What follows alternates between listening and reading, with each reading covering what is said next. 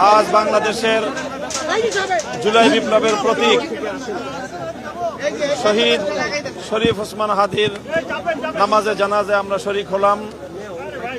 আজকে জাতীয় সংসদ ভবনের দক্ষিণ প্লাজায় মানিক মিয়া এভিনিউতে স্মরণকালের ঐতিহাসিক জানাজা, বাঁধ ভাঙ্গা মানুষের এই স্রোত, এই জোয়ার প্রমাণ করে শরীফ ওসমান হাদি বাংলাদেশের মানুষের হৃদয়ে কতটা গভীর জায়গায় সে আসন গেড়েছিল।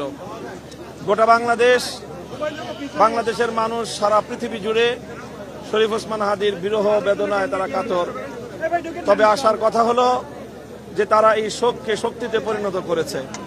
আজকে শরীফ ওসমান হাদির জানাজায় অংশগ্রহণকারী বীর বাংলাদেশের তৌহিদি জনতা, তারা যে শপথের বাণী উচ্চারণ করেছে, আমরা সেই শপথের বাণী শুনে উজ্জীবিত।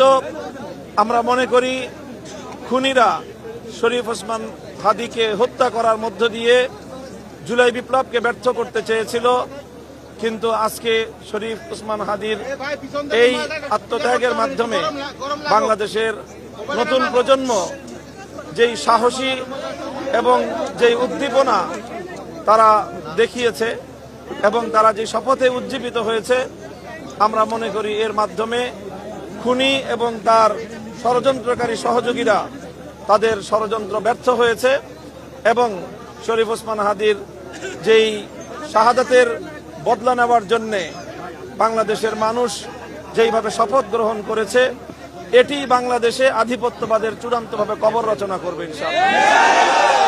ওসমান হাদির যে ইনসাফের যে লড়াই ছিল, ইনসাফ প্রতিষ্ঠার যে সংগ্রাম ছিল, সে তার মৃত্যুর মধ্য দিয়ে সে তার এই সংগ্রামকে বাংলাদেশের প্রতিটি মানুষের হৃদয়ে হৃদয়ে, প্রতিটি ঘরে ঘরে সে ছড়িয়ে দিতে পেরেছে বলে আমরা মনে করি।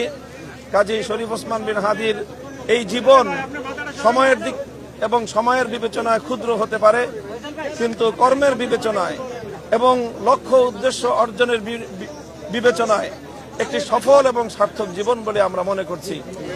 আমরা বাংলাদেশের মানুষের কাছে আমরা এই আহ্বান জানাই, যেন আধিপত্যবাদ বিরোধী এই সংগ্রাম এটা যেন আমরা অব্যাহত রাখতে পারি।